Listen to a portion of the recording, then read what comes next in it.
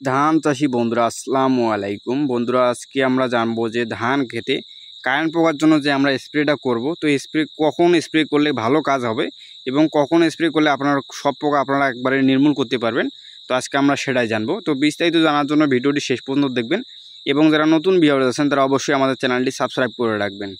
তো বন্ধুরা, আমরা কিন্তু ধান খেতে বিভিন্ন রকমের খাদ্য প্রয়োগ করি। তো এগুলো কিন্তু এক একটার এক এক কাজ এবং এক এক সময় ভালো কাজ করে। শুধু ওষুধের গুণাগুণ থাকলেও হবে না, তো ওষুধটা কিন্তু কার্যকারিতার জন্য আমাদের সঠিক সময় এবং সঠিকভাবে প্রয়োগ করতে হবে। তো এর জন্য আমাদেরকে জানতে হবে যে কারেন্ট পোকাটা কখন এবং কোন জায়গায় থাকে এবং কারেন্ট পোকার অবস্থান কীরকম ধান গাছে। তো আজকে আমাদেরকে সেটাই আগে জানতে হবে। তো ধান খেতে আমরা লক্ষ্য করলে দেখতে পাবো যে কারেন্ট পোকা যে জায়গায় থাকে সেটা হচ্ছে ধান গাছের একদম গোড়ার দিকে। তো এই ক্ষেত্রে কী হয়, ধান গাছের গোড়ার দিকে আমাদের ওষুধ যদি না পৌঁছায় তাহলে কিন্তু আমরা এই কারেন্ট পোকা দমন করতে পারবো না। তাছাড়া এই পোকার উপর যদি এই ওষুধের প্রতিক্রিয়া না হয় তাহলে কিন্তু দমন করতে পারবো না। তাছাড়া এই যে পোকাগুলো আছে, এই পোকা কিন্তু আমাদের ধান গাছের যে আছে অবস্থাটা একদম বেহাল করে দেয়। তাছাড়া ধান গাছের যে শীষগুলো আছে, এই পোকার আক্রমণ দেখবেন যে আর শীষ বের হবে না, কারণ ধানের যে আগাটা আছে একদম চিকনো হয়ে আসবে।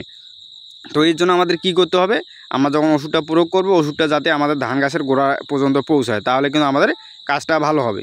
তো কারেন্ট পোকার জন্য যে আমরা স্প্রেটা করব, এই স্প্রেটা আমাদের অবশ্যই কী করতে হবে, খুব সকালবেলা বা বিকালবেলা বা সন্ধ্যার আগায় তো এইরকম সময়টা স্প্রে করতে হবে। তার কারণ হচ্ছে, আমরা যদি সকালবেলা করি, সকালবেলা যদি যে ধানের গাছের উপরে যে শিশির বিন্দুগুলো থাকে, এতে করে যখন আমরা স্প্রে করব, এই স্প্রেটার পানিটা যখনই আপনার শিশিরগুলোর উপর পড়বে তখন ওষুধটা আমাদের দ্বিগুণ হয়ে যাবে। তার কারণ হচ্ছে, আমরা যে একদিকে স্প্রে করতেছি আরেকদিকে গাছের পানি, এটা দুইটার মধ্যে মিশ্রণ ঘটে। এই মিশ্রণটা যখন ধীরে ধীরে গাছের গোড়ার দিকে যায়, তখন এই গোড়ার দিকে যে পোকাগুলো আছে এই পোকাগুলোর উপরে মানে প্রতিক্রিয়া শুরু হয়, তখন কিন্তু এই পোকাগুলো ধ্বংস হয়ে যায়।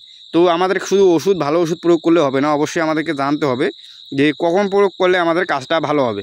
আর যদি আমরা বিকালবেলা প্রয়োগ করি তাহলে হবে কি, আমাদের সারা রাত যে শীতটা পড়তেছে ধীরে ধীরে, এটা করে কিন্তু কাজটা একটু বেশি ভালো হয়। কারণ যে সারা রাতটা যে শীতটা পড়ে, এই শীতটা একদম গড়িয়ে একদম গাছের গোড়া পর্যন্ত চলে যায়, এতে করে কিন্তু কাজটা অনেক ভালো হয়। তো আপনারা যদি চান যে সকালবেলা বা বিকালবেলা আপনারা স্প্রে করে দিতে পারেন, তাহলে কিন্তু কাজটা ভালো হবে। তো বন্ধুরা, আজকে পর্যন্তই। সবাই ভালো থাকবেন। ভিডিও ভালো লাগলে অবশ্যই আমাদের চ্যানেলটি সাবস্ক্রাইব করে রাখবেন। আসসালামু আলাইকুম।